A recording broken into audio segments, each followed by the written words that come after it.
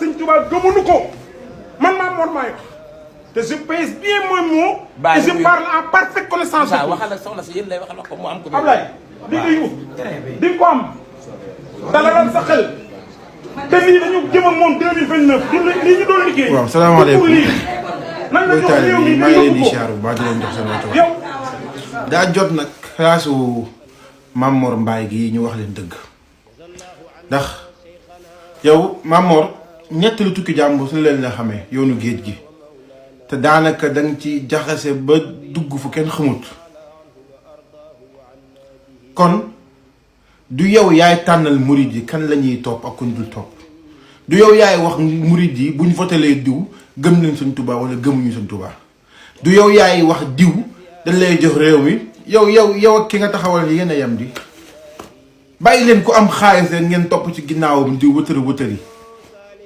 Tuubaa dafa xew tey ci vote bi man bi ma xoolee centre damaa yaakaar ni murid yi dañoo dem di siyaar sëñ bi naka ne dañuy voté gis nga murid yi dofuñu kenn mënul leen a nax kenn mënuñoo jënd gi sëñ bi gis nga Sëñ Tuubaa dañ koo teg foo xam teguñu fa kenn kon yow li lay wax mooy nga yem ci nett tukkib jàmbur te bañ a dugg ci suñu gëm-gëm yi loolu képp laa amoon ci lu ma lay wax ci gàttal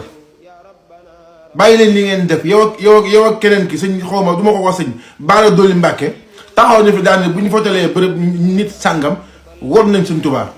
Sëñ Tuubaa bu war di am yéen ñii yéen a ko war ndax ñun taalibe yi fi ñu war a nekk ñu ngi fa bàyyi leen di topp nit ngir alal da leen def te yàlla tax te ngeen génne Sëriñ Tuubaa ci seen caaxaan yi ngeen nekkee ma ni Mame Mor génnee Sëriñ Tuubaa ci seen caaxaan yi ngeen nekkee